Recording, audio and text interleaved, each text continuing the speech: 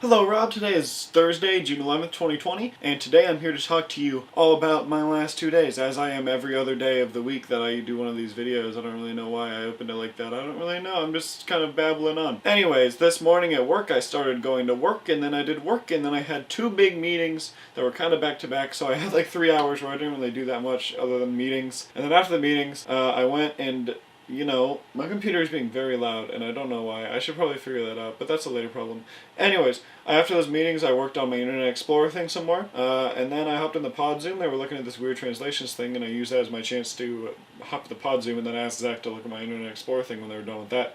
And let me tell you, we looked at it for like 2 hours until literally 6 p.m. from like 4 to 6. And we determined that it was not worth fixing because the amount of incredibly ridiculous things that break in IE and Internet Explorer for no reason and have no solid way to fix logically without using these insane hacky CSS tricks. And even when you use the insane hacky CSS tricks, it doesn't really work because the way it works is you could lock the table so that each column is the same width unless you specify the width on each column, but that totally ruins the functionality of the thing that we're editing, and so we can't really do that because that completely is a huge breaking change, and we're not supposed to make breaking changes right now because we just released 2.0, and so we're not really allowed to make breaking changes until 3.0 because that's kind of how the releases work at the place I work. And so we're not allowed to put a breaking change in 2.0.1, which is what we're going to release next probably. So yeah, I'm just kind of screwed, and we unassigned the issue from me. Zach left a comment.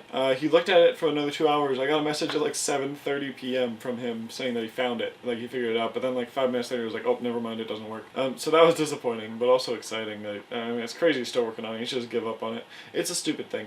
I really wish we had fixed it. I'm not gonna lie. I'm pretty disappointed that we weren't able to figure something out for it, but I'm also excited because this means I can do something significantly more interesting. I'm gonna scroll through the list of stuff that has to be done. I'm going to find something that I know I can do, and that I know I can feasibly figure out how to do, at least put in the work to figure out how to do it, rather than just some stupid CSS trick that makes no sense. Nothing to do with IE 11 ever again. And hopefully I'll start working on a dashboard soon. We had talked about that as well, a dashboard to show kind of everything that's building, what everyone's working on, for my manager to kind of sort out what's important to do right now, what's important to do later, stuff like that. So hopefully I'll get to start to do that soon as well. I think that'll be really interesting if I actually get to do that, because that's a full application on my own, and I just love building stuff from scratch. And it's already kind of started, and there's a lot done already of it, but I just get to add to it, refine it, and get everything working. So I'm hoping that we can get that up and running soon. Otherwise, I'm just going to keep pulling issues, and we'll see what happens. Hopefully it works out. Other than that, I'm just playing Plague Tale Instance. I got it